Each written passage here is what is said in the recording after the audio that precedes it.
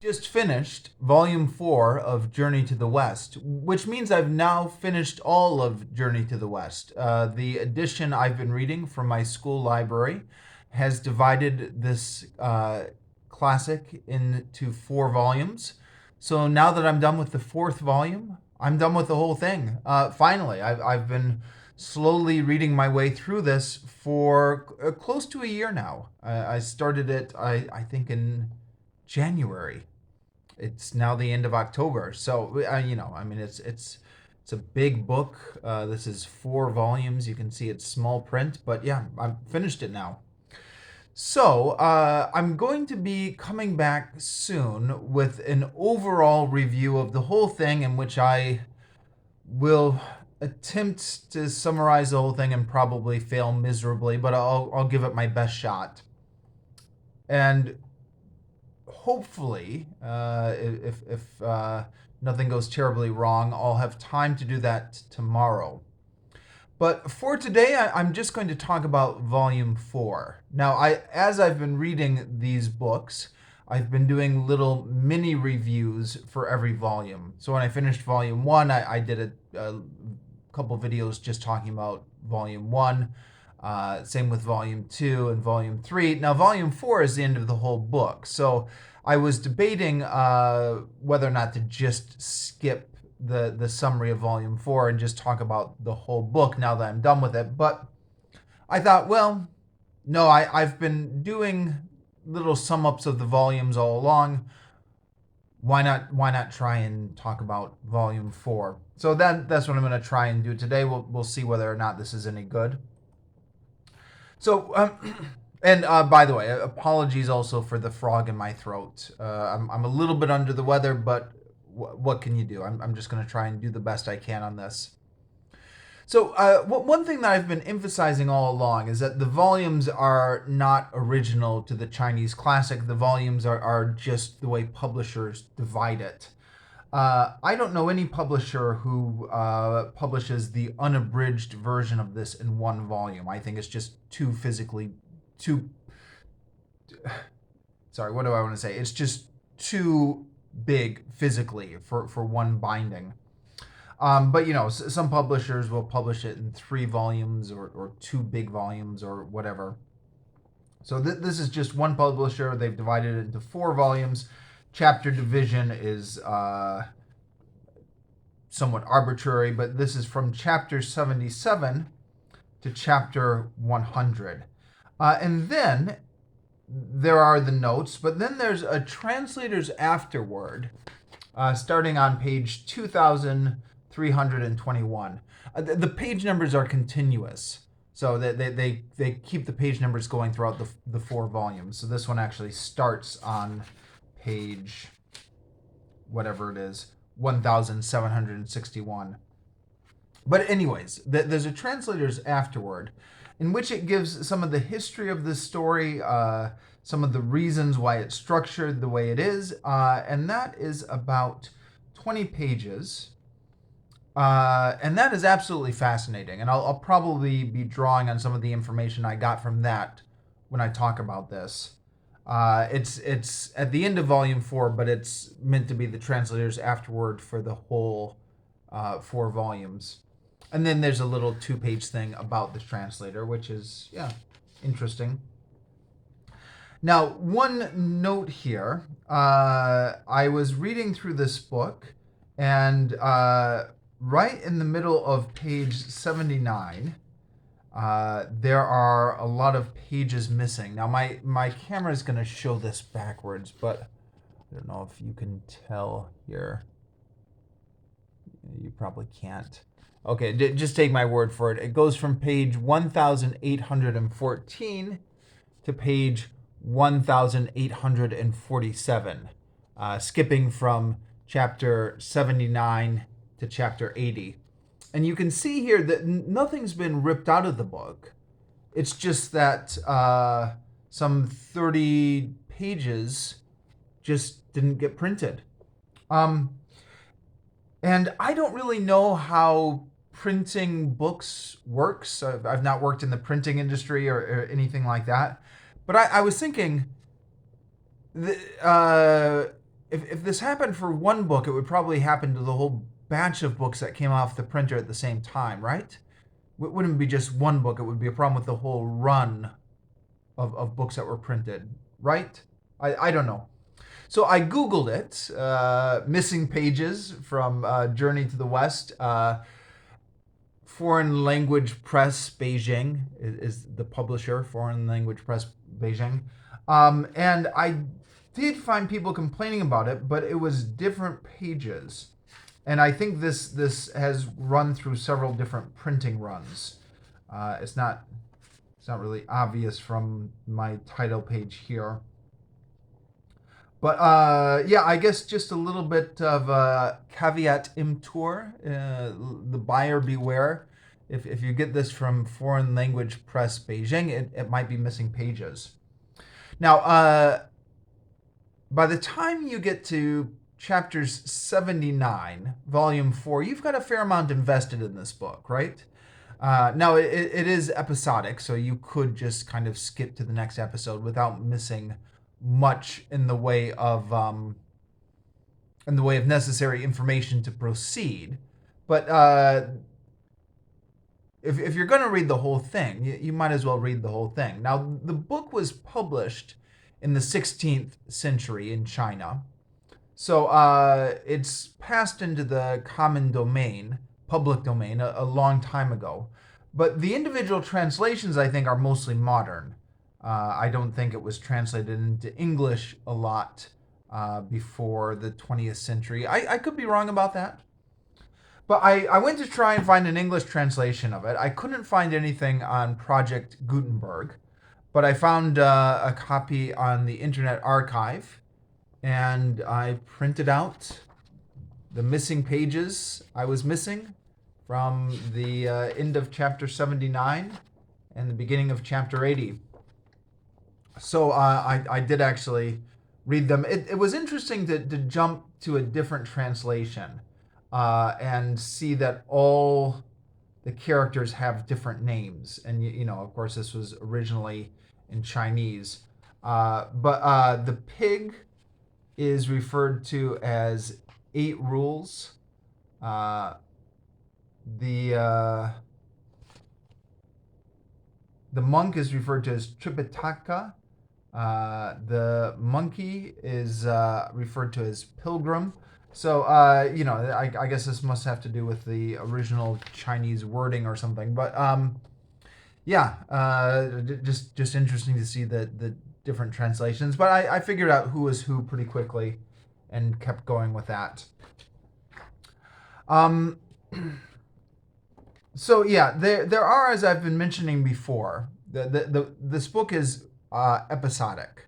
So I went through after I finished this and tried to see how many episodes were in this volume 4, and I've counted 9 here, plus the ending, not counting chapter 77. So chapter 77 is wrapping up the storyline that was started in the previous volume.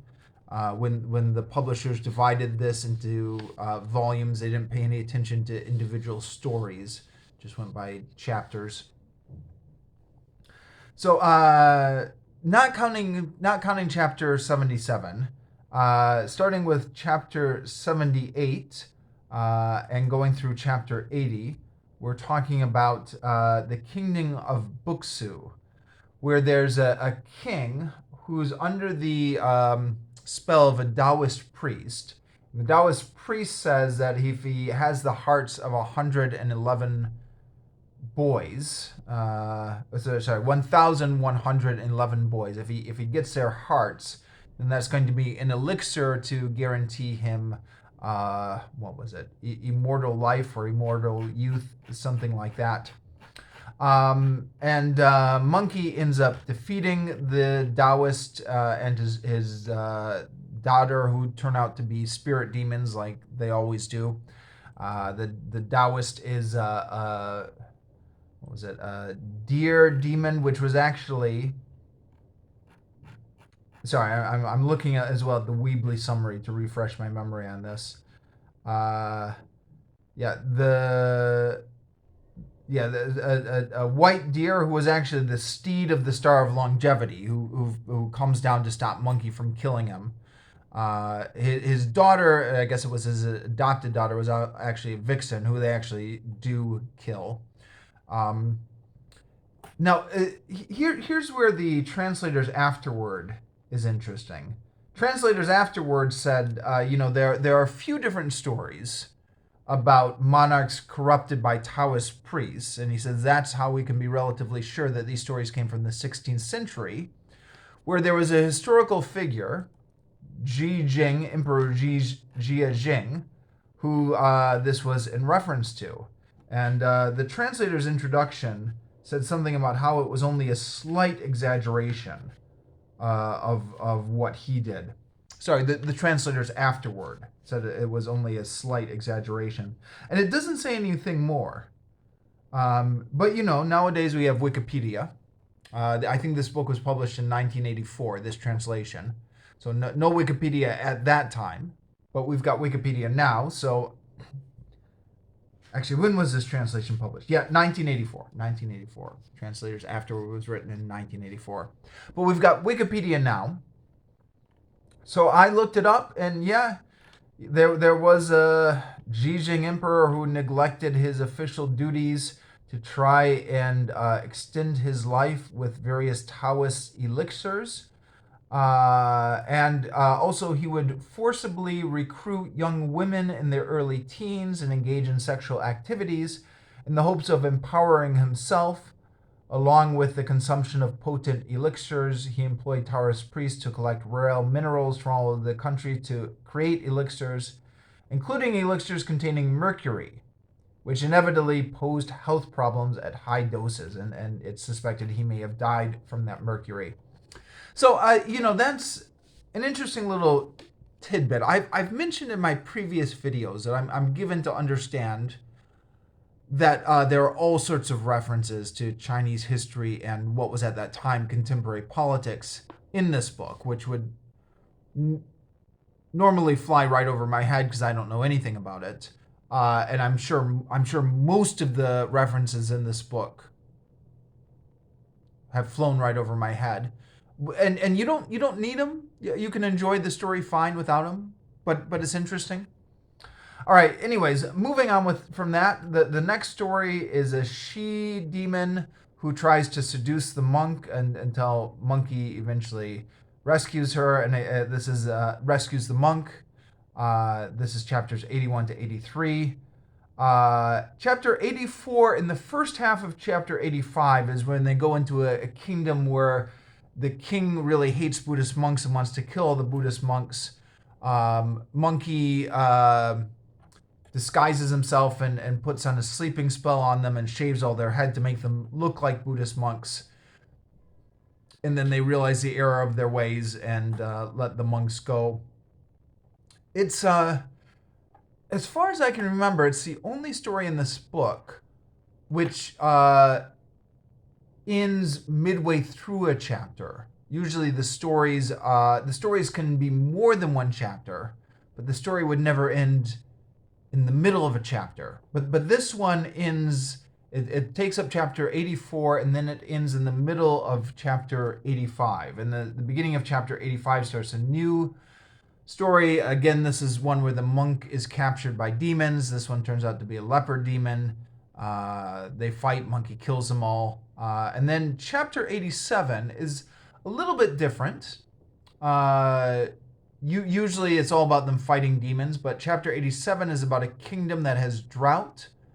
Monkey goes to heaven to find out why this kingdom has been punished with drought and finds out that it's because of something that the king said and did many years ago. Monkey brings the information back, the king repents, and the drought is averted. Chapters 88 through 90 are fighting a bunch of lion demons. And I don't remember exactly, but somewhere around here, might have been the previous chapter, it might have been chapter 88, they have now entered India. So the entire book, they're kind of traveling through China and a bunch of different kingdoms, which are either inside China or on the outskirts of China. I'm not sure, but they've now entered India. So the other kingdom, the other adventures are in kingdoms in India, and I'm fairly sure this wasn't in the translators afterward or anything, but I'm fairly sure that these stories were created by people who had never been to India.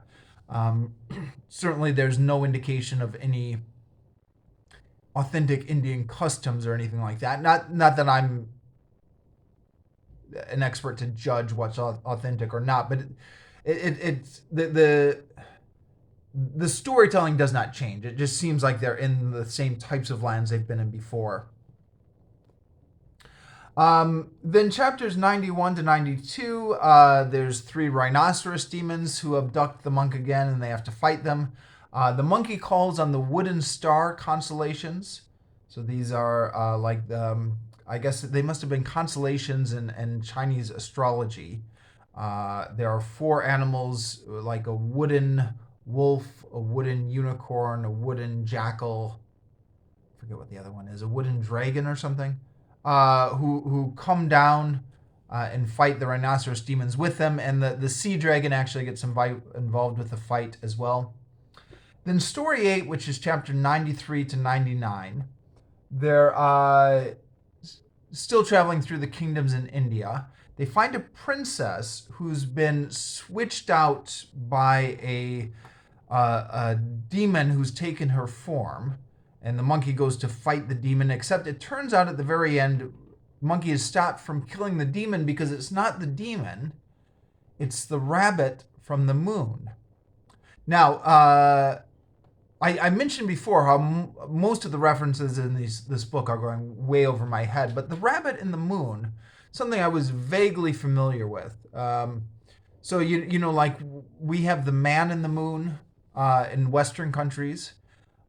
In China and Japan, and I think a few other countries, they have a rabbit in the moon, the jade rabbit, whose story I was only really vaguely familiar with, and it gets a little bit confusing because there are a whole bunch of stories, and especially here in Vietnam, there's a different story which is about a tree in the moon, and it may or may not involve a rabbit depending on who you ask. I've gotten contradictory answers to this from Vietnamese friends and students. But anyways, point being, I knew there was some sort of thing in Eastern Asian mythology about a rabbit in the moon. So I was able to make that connection. And then chapter 96 to 97, they get hosted by a rich man who is later murdered by robbers. The rich man is. They get accused of having done the murders themselves, and they got to sort that whole thing out. And then chapter 98 is where we finally get to the conclusion of the plot of this book. So the entire book has been a trip to India to get the Buddhist scriptures. And it's all been about the adventures they have along the way, and it's all been very episodic. Chapter 98 is where we finally get like the conclusion, like they actually do meet Buddha and get the scriptures. And then chapters 98, 99, and 100 wrap up the story. Now, I was actually a little bit surprised that there are only 3 chapters to wrap up the story, given in the first volume there were like 14 chapters to set the whole story in motion. There's like 14 stories of backstory about Monkey's backstory and the monk's backstory, and then the Emperor of China's backstory, and everyone has like this long backstory before the journey to the West actually begins. So I was expecting, like 14 chapters to wrap it up. But maybe you don't need 14 chapters to wrap it up. So they meet Buddha, they get the scriptures. Oh, and I should mention actually, I've been reading this book since January. And while I was reading this book earlier this year, I also got out from my library the comic book series or the manga series, Buddha by Tezuka Osamu. Because there was so much Buddhist stuff going on in this book, I thought, maybe this would be... Maybe the reading these 2 books together would help me put some stuff together. And it largely did not. The Buddha by Tezuka Osamu is kind of based on the old Indian legends about Buddha. This book is, I think, largely based on the Buddhism as it became integrated with a whole host of other Chinese mythology. But there are just a couple things that line up. One is there's a story about a merchant who wanted to purchase a field for Buddha to preach in, and the guy who owned the field, some sort of local prince, said, "I'll only sell it to you if you can cover the whole thing in gold." And so the merchant bankrupted himself by covering the whole field in gold, so that Buddha could have a place to preach in. That was in the Tezuka Osamu comic book, and sure enough, it gets referenced in here. They go to that field where the merchant had done that. The other thing is when they meet Buddha, one of his disciples, he's got two disciples who are in charge of handing over the scroll.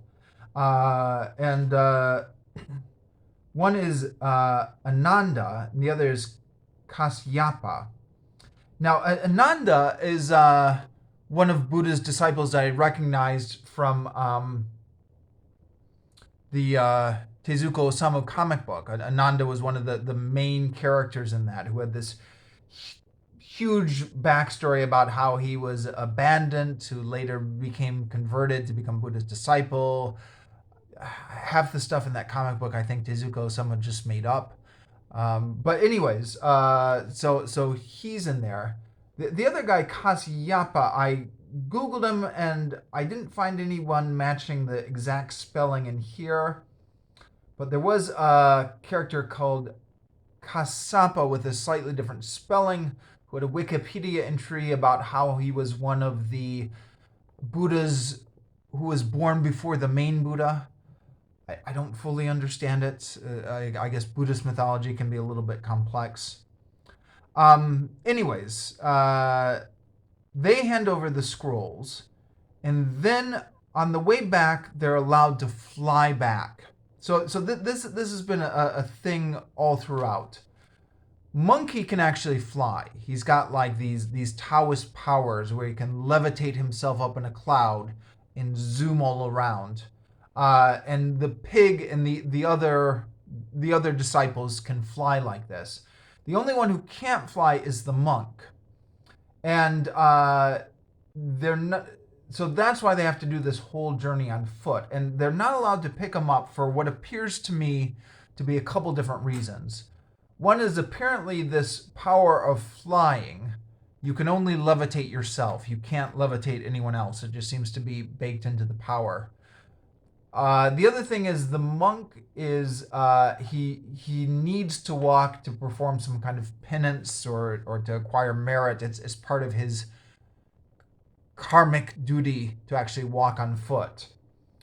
And they say that it's been going on for 14 years, this journey that they've been doing on foot. But now that they've actually gotten the scrolls, now it's no longer required that they do the return journey on foot. So they're sent out by some heavenly beings. What are they called? There's this whole list of beings which are attending the Buddha. Let me see. So there's the Buddha, there's the Bodhisattvas, there's the 8 Vajrapanis, there's this whole like cosmology of Buddhist divinities. I guess it would be similar to all the different kind of angels there are in some of the more elaborate forms of Christian mythology, possibly. Anyway, some of these creatures are taking them back. Here it is. Arhats. Arhats maybe are the creatures taking them back. But then Guanyin, who is one of the Bodhisattvas, she's I believe like the female Buddha that you kind of see statues of in China and Japan and Asia. She realizes that the monk has actually only undergone 80 different trials on his journey, and they actually do a tally of all the different ordeals. So, yeah, for example, to read from that tally, falling into the river of heaven was the 37th ordeal. The appearance with the fish basket was the 38th ordeal. Meeting the monster on Mount Jindu was the 39th ordeal. All the gods of heaven being unable to subdue him was the 40th ordeal. Asking the Buddha about his origins was the 41st ordeal. To be poisoned by drinking the water was the 42nd ordeal. Being kept in the land of woman of Western Liang for the wedding was the 43rd ordeal. So these are all ordeals that were, were part of the story. They're recounting all the previous events that have happened in this novel. But they tally it up, and it only adds up to 80. And she says, well, in Buddhism, nine parts of 9 is always like the magic number. So we have to have them do one more ordeal. So the magical beings who are flying him around, it is Vajrapanis, 8 Vajrapanis, drop him, and they're stuck at a riverbank, at a river they've been to before. And then this turtle comes up and offers them a ride across. Now this is, I've mentioned that this book is largely episodic, but there are callbacks, and this is a callback. That we've seen this turtle in one of the stories in volume 3, I believe, who had ferried them across the river the first time going the other way. And the turtle ferries them across the second time. It's this huge, giant turtle. And the turtle said, do you remember I gave you some questions to ask Buddha? When will I be converted to Buddhism, and how long will I live? Which I don't actually remember. But I think those were actually mentioned in volume 3 in the chapter with the turtle. I'd have to go back and reread that to be sure, and I no longer have volume 3 because I returned it to the library after I finished reading it. But I think this is, yeah, it must be, right? It must have been in the previous chapters. The monk realizes he completely forgot to ask Buddha about it. The turtle gets mad and just dumps them all into the river. And they've got the sacred Buddhist scrolls with them now, which get soaked, but they dry them out on the rocks. And then the villagers recognize them from the last time they were there and give them feasts. And then their ordeal is completed, and then they get taken back to China to the emperor who had sent them out in the first place, Taizong Emperor. And now they're back after 14 years, and everyone's like, oh, welcome back. And then everyone celebrates, and I think the monkey and the monk get turned into Buddhas. The pig gets turned into the altar cleanser, which he's upset about. He says, they've both been made Buddhas, Pig shouted. So why am I only the altar cleanser? Buddhas, by the way, it appears that there are many different Buddhas in this mythology. So there's like the I guess there's a great Buddha who's like the head of them all, but then there are all these different Buddhas, and then there are the Bodhisattvas. I don't really understand it all. Anyways, Pig complains that he's only the altar cleanser. And it says, because you have a ferocious appetite, a lazy body, and a huge belly. But which is true. That's been Pig the whole time. But he does say that, it's not so bad. You're getting put up to a higher station than you used to be in your previous life. In the previous life, the Pig was, what was he? You used to be the curtain lifting general. This is before he got reincarnated as a pig. Without getting into that whole story. The Dragon King's son, who had been disguised as a horse, gets turned back into the Dragon King. And everyone lives happily ever after. And then there is the translators afterward, which I don't know how much I want to get into this now, but was really interesting. Talks about some of the history of these characters. Talks about the history of the actual historical figure on which this is all based. So there really was a monk who really did complete this journey to India to get the scriptures. And apparently we have a biography of him, which was written by one of his disciples, which sounds like it still exists. Actually, this is something I should look up on Wikipedia, isn't it? I forgot to do that, but I'll do that after I finish the video for all the good that does you watching. But yeah, and it makes the point a couple times in this afterward that the historical figure as we know him appears to have been a really smart and brave and learned guy. And unfortunately for him, he's been transformed into kind of an idiot over the centuries for the purposes of this novel or this story. But it's necessary for the story purposes because we have to have Monkey be the hero and save him from everything. So, all the characters have their parts to play. Mentions that over the course of how this story was told and retold, it was became quite popular with storytellers. It explains it really well. Let me see if I can find that passage. Maybe.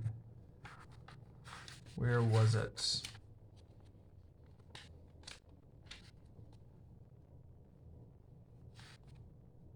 So it talks about the storytellers and how the storytellers were really popular around China at this time.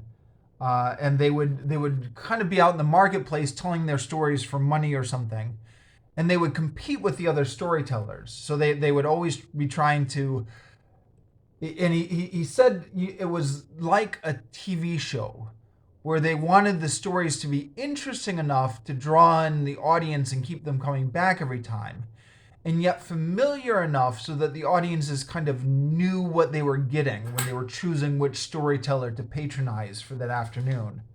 Just like a TV show has elements, each episode has to be different or distinctive enough to make you actually want to watch the episode to the end. But it also has to be familiar enough so that you know that, like, this kind of TV show is this type of thing, right? Like you wouldn't want to watch Star Trek and have it turn into like a sitcom, right? Or you wouldn't want to watch Bonanza and have it turn into science fiction or whatever. And in the same way, these stories would follow a set formula, but then there would be variations on that formula, which explains perfectly why you're reading through these stories and you're like, this again, this ending again, because the storytellers were playing off of these very different formulas. And then the stories were all compiled by a novelist. And point that's made in the afterword, I think a similar point that was made in the introduction, is scholars aren't really sure that this guy Wu Cheng'en is actually the author. I guess it's kind of like Homer in the Iliad. We really don't know who the author is, but he's the person who tradition has designated as the author of this. And I don't know. It's 20 pages, so I'm not going to try and repeat everything that was in that author's afterwards, but a lot of interesting little tidbits in there. Okay, I'm going to break this off now, and I will be back tomorrow, hopefully, and unless I have some sort of disaster, giving my thoughts on the whole novel, all 4 volumes. And what I'm going to try and do, I think, in tomorrow's video is just start at the beginning and act like it's my first video on the subject and just try and give as much basic information as I can until I run out of time. So I'll probably repeat some of the stuff I've said today in tomorrow's video. Fair warning. But yeah, finish here for today.